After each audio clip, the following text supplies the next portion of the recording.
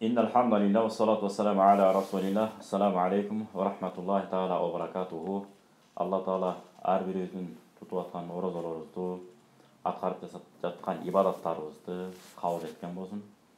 Жана колубуздан келишинче өтүлүп аткан баяндарыбыздын негизинде суроолор түшкөн экен. Ошол суроолорго жооп бергенге аракет жасайбыз. Birinci суроо. Orozonu apam üçün же атам üçün деп tutsa ошол кабыл болобу дептир. Негизи Ханафи мазхабында ата энеси тирүү турган болсо, негизи болбойт. Ал эми ата энеси дүйнөдөн өтүп кеткен болсо, кармаса болот деген пикирлер бар алымдардын. Ага далил муттафакун алейх имам Бухари, имам Муслим риваятын хадиси бар. Мен мата ва алейхи сиямун сома анху валиюху. Эгерде bir adam dүйнөдөн өтүп кетсе, мойнунда орозо кармоо милдеттенмеси калып калган болсо, анын атынан валиси орозосун кармап кое берсин дептир. Мына демек, ушундай кармаса болот. Дагы Ибн Аббас радыйаллаху анхунун риваятында хадис бар. Күндөрдүн биринде бир киши келип пайгамбарыбыздан сурайт. Менин атам, энем өтүп кетти эле, инна умми маатат дейт ба, энем өтүп кеткен эле. Ошонун атынан орозону кармап койсом болобу десе, Пайгамбар Мухаммад алейхиссалам сонун жооп берет. Эгерде апаңдын мойнунда бир карыз бар боло турган болсо, акунта кадиягу, аны сен аткарар белең деп. Десе ооба дейт. Демек, андай боло турган болсо, фадайнуллахи ахакку, Алла Тааланын алдындагы карыз андан дагы негизирөөк, эртерээк аткарылыш керек деп Пайгамбар Мухаммад алейхиссалам бекемдеп айткан. Демек, өтүп кеткен аталарыбыз ооруп жатып төшөктөн мына Рамазан айында ооруп жатып калат, кээде энелерибиз ооруп жатып калат. Ошол кезде орозосун кармай албай калса, мына кармайм, ана кармайм болот. Ошолордун атынан сооп үмүт ниетинде орозо кармап койсок болот. Ал эми негизи эле алардын атынан, негизи эле орозо кармап, алардын атынан сооп иретинде соонун арнап койсок болот. Ал боюнча имам Зайлаидин Бадай Санай деген китеби бар. Өтө мыкты китептердин бири Ханафи мазхабы боюнча. Ушул китептерде келет. Кандай гана ибадат болгон, дене менен аткарыла турган ибадаттар болсун, орозо, намаз, Куран окуу, мына ушул сыяктуу. Жоса каражат жана садака, зекет, ушулардын баарын соонун арнап койсо боло берет. Жана имам Ахмад рахматуллахи алейхин дагы имам Бухути, Ал-Бухути деген алым бар. Ушул кишинин китебинде да келет. Негизи эле кандай гана ибадат болбосун, аткарып туруп соонун өтүп кеткен адамдарга ихтия деп коет. Тартуу иретинде арнап койсо сообу жетет деп. Мына ошентип арнап койсо болот. Экинчи суроо, Шаввал айындагы 6 күндүк орозону дагы ошондой кылып тутса болобу? Шаввал айында 6 күн орозо тутуу жөнүндө маселе жок. Ошондой кылып дагы ата энемдин атынан мен кармасам болобу, эгер алар тута албай калса дептир. Жок, негизи нафил өзөңкү орозого салыштырып айтсак болмок. Бирок бул нафил ибадат болгондуктан муну жөн гана сиз 6 күн нафил орозо кармайсыз да, кармаптуу соонун арнап кое бериңиз, ал болот. Анан эгерде жанагынтип ушинтип мунун атынан тигинин атынан кармай берсем боло берет дей турган болсок, кескин далил жок боло турган болсо, анда динибизге жаңылык киргизген болуп калабыз. Үчүнчү суроо, витр намазын тахажжуд намазынан кийин окуймунбу же куфтан намазынан кийин дароо окуй беремби дептир. Негизи Ханафи мазхабынын матн китептери 4 боло турган, ошонун бири Мухтасар Лукая, Кудури, Канзут Такая, ушул китептерде келет. Эң негизгиси витр важипти түндүн 3-3 бөлүгүндө окуган жакшы. Багымда дуага кирегенге чейин эң негизи мустахабы витр важипти окуй турган ма сооптуу учуру түндүн 3төн алгачкы убагы эмес, акыркы убагында. Ким үчүн? Эгерде уктагандан кайра ойгонуусуна өзүнө ишенген адам болсо дейт. Ал эми уктандан уктай турган болсо, багымдатка араң тура турган болсо, жок, андай адамдарга тескерисинче куфтан намазды окуп бүтөрүңүз менен дароо витр важипти окуп, андан кийин мүмкүнчүлүгүңүз болсо тахажжуд намаздарга туруп, тахажжуддан кийин витр важип намаздарын окуп, ушинтип ибадат кылсаңыз болот. Эми кийин 4-суроо. Шаввал айында ооз бекитүү жана ооз ачуу дуасы. Негизи атайын бекитилген эреже шарт жок ага. Ушундай кылып ушул дуаны гана айтышың керек деп. Тескерисинче, мустахап дуалар бар, аларды айтсаңыз болот. Эң негизгиси ушу Шаввал айында орозо кармоого ниет кылдым дейсиз да, ооз ачып атканда ушу Шаввал айында туткан орозомду ачууга ниет кылдым деп бисмилла деп кадимкидей ниет кыла бересиз. Болгону баягы Рамазан айында ниет кылып атпадыңыз беле? Ошо Рамазан деген жерди алып коюп, анын ордуна Шаввал айында орозо деп, нафил орозо деп ниет кыла бересиз. 5-суроо, пиво ичип, эртеси орозо кармаса болобу дептир. Негизи пиво ичүү болбойт. Арак ичүү да болбойт. Ичимдиктин кандай, мас кылуучу ичимдиктердин кандай гана түрү болбосун, баардыгы болбойт. Бирок кандай болгон күндө дагы адам акылына келип, өзүнө келгенден кийин мас эмес, өзүн билет сүйлөп аткан сөзүн. Ошол учурга келгенден кийин, ал учурдан баштап эртеси намазындагы, орозосунда кармай берет. Анткени орозо бул мойнубуздагы фарздардын бир жылда бир келе турган Рамазан айы кирер менен ар бир орозону кармоого ден соолугу мүмкүнчүлүгү бар сапарда эмес адамдардын мойнуна эмне болот? Парз болот. Ал эми сапардагы адамдарга мавкуф, фарз болот, бирок кармабай турса болот. Келгенден сөзсүз түрдө эмне болот? Кутулат ал адамдар, кармаш керек. Эгерде кармабай койгонбосо. Ал эми айыз келгенде Кур'ан-ы Карим окуса болобу дептир. Негизи бул болбойт. Айыз көрүп аткан учурда аялдар Кур'ан окуган болбойт. Анткени пайгамбар Мухаммад алейхиссаламдын хадиси бар, имам Тирмизи риваят кылган. La taqra'ul haizu walal junubu shay'an minal Qur'ani. Этеккир көрүп турган аял заты жана жунуп болуп турган адам Курандан бир аятты да окубасын деген. Бирок эгерде студент болсо, же болбосо Куранды жаттаган аял киши боло турган болсо, же болбосо илим алып аткан болсо, же болбосо илим берип аткан болсо, дуна аятин бир аятка жеткирбей окуй берсин дептир. Бул баягы Бадай Санай кайра эле, ошо Бадай Санай китебине келет, Тухфатул Фукаха китебинин шархы бул. Ошол 3 томдон турат. Ошол китептин шархы Тухфатул Фукаха 3 томдон турат. Ал эми Бадай Санай басмага жараша негизи 8 томдугу бар, аны 10 томдук болуп да чыккан.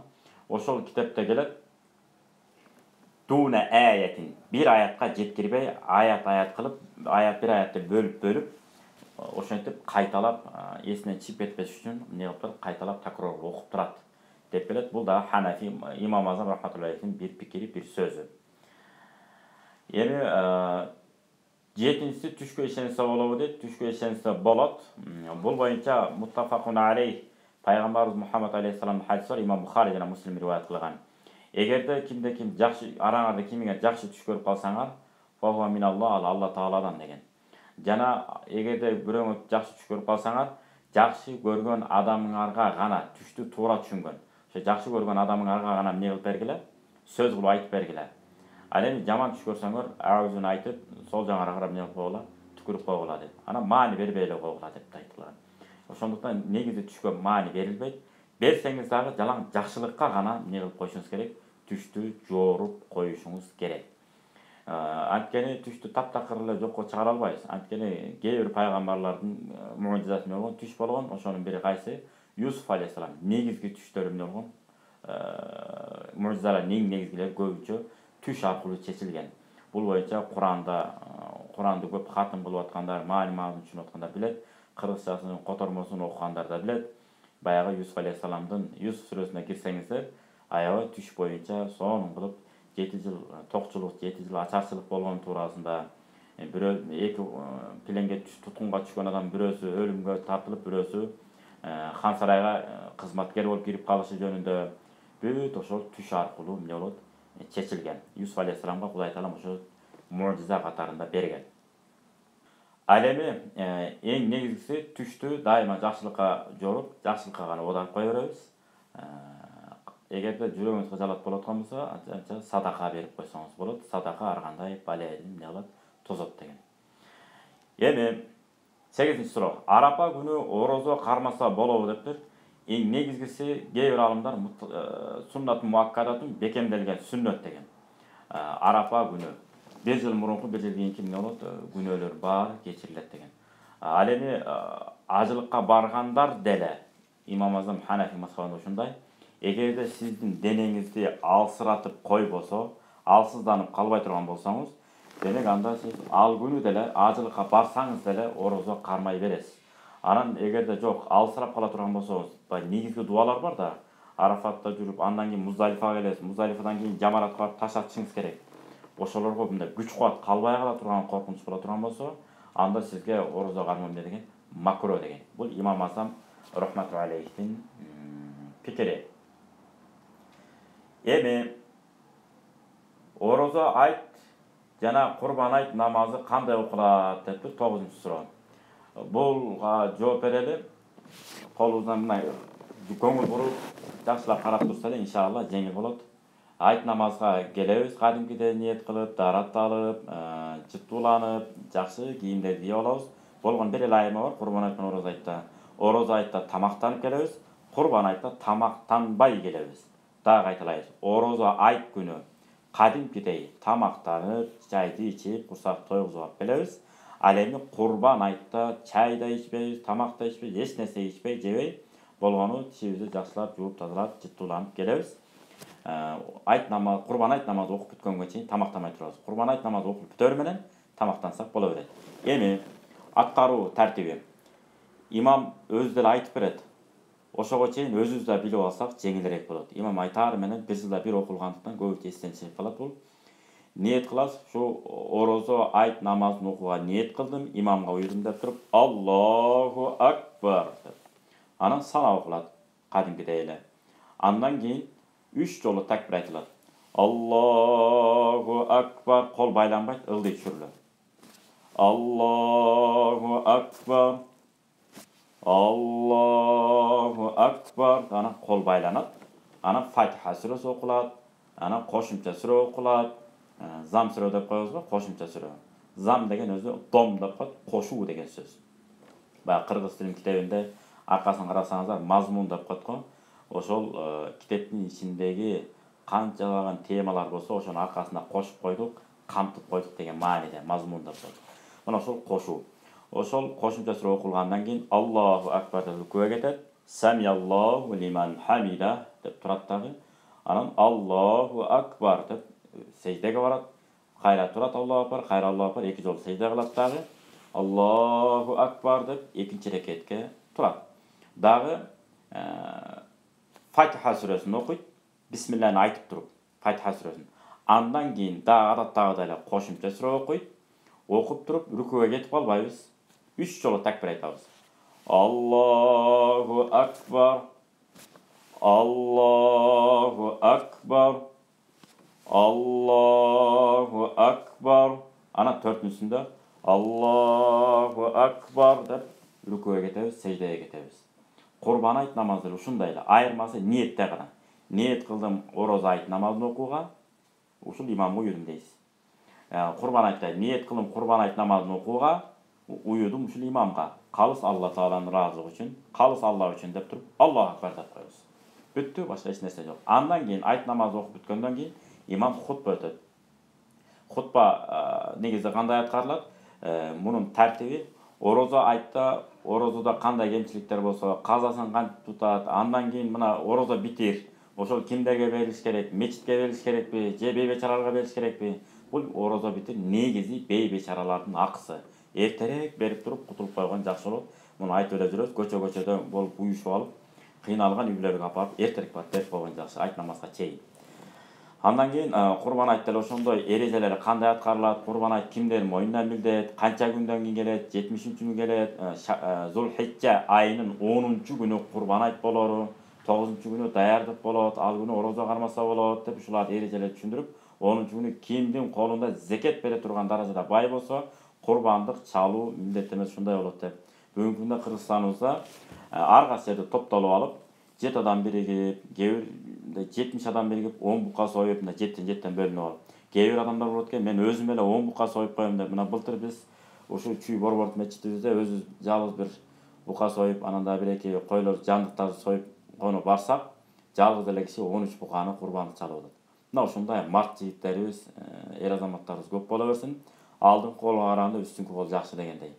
Eң негизгиси хадистерде келгенде бирөөнүн үстүнөн жүктөлүп бирөөнүн үстүнө. Ошолда мени караш керек дегенден Кудай өзү сактаган болсун. Май тамандыктан Кудай сактасын. Анткени пайгамбарыбыздын не сахih хадиси бар. Алла Таала 6 санаман бош жаткан пендесин жаман көрөт. Мындайча айтканда май тамандарды жаман көрөт деген. Май таман болуп жатып алуу ар кимге сын пикир айтып, укуланып, чукуланып отурганга дагы кене мүмкүнчүлүк болот экен да, шайтан азгырат экен. Ошондон Кудай сактаган болсун. Эми 10-чу сурообуз. Эмне үчүн намазда 2 рекет, 4 рекет, 3 рекет деп айтылат? Негизи рекет дегендин маанисин айтып кетели. Рекет деген сөздүн мааниси эңкеюу, же болбосо башты ийүү деп айтылат. Экинчи бир мааниси башты ийип, эки тизе жерге тийүүсү деп айтылат. Тизе бүгүү, мындайча айтканда. Мындай тизени бүгүп кечирим сурап деп болсо, мындай ийилип деген мааниде. Бирок эң негизгиси бул жерде экинчи мааниси кайсы экен? Башты ийип, анан эки тизе жерге барып тийүүсү. Мана ушул рүкү деген мааниси. Ал эми колдонмодо мааниси ракаатун деп коет. Кыямга турганда Аллаху акбар деп кулак кактыкта негизи. Кол байлаганда кыраат, андан кийин рүкү, андан эки жолу сежденин аткарылуусу. Мана ошо менен рекет бүтөт. Бир бөлүгү бүтөт. Анан 2 рекет болуп, 3 рекет болуп бөлүнүшүн себеби пайгамбар Мухаммад алейхиссалам ошентип бөлгөндүгү үчүн бөлүнүп калган.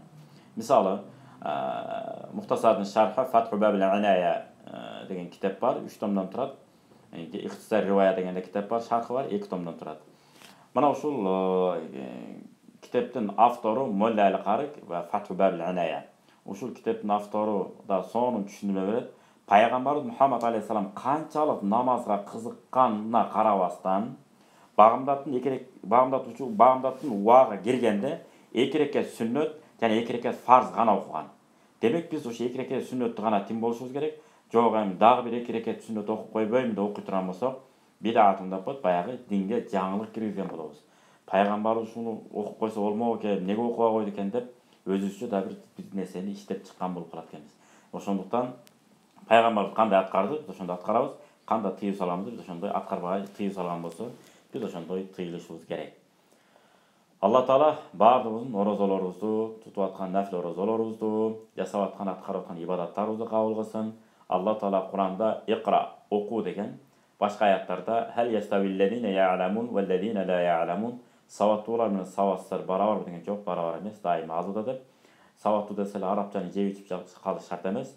Эң негизи арам менен адалды таптаана билип, колдон келишинче тажвид менен Куран окуганды үйрөнүп, анан башкаларга үйрөтүп, улуу муундагы ата-бабаларыбыз динибизди кандай жеткирип келсе, кийинки муундарга да ошондой өткөрүп берүүнү Кудайым өзү бизге баарыбызга насип кылган болсун. Кээ бир жаңылык баягы салттуу жолдо болот. Салттуу дин эмес, калыптанган жол менен деп десек айтсак туура болот. Ата-бабадан кандай калыптанып бизге келген болсо, ошо боюна калыптанган боюнча кийинки муундарга таптакай өткөрүп берип койсок, бир ой, бир багыт, бир пикир менен иншалла Кудайым буйруса алдыга жыла бермекчибиз. Алла Таалаңыздан эки дүйнө жүзүбүздү жарык кылган болсун. Ассаламу алейкум ва рахматуллахи ва баракатуху.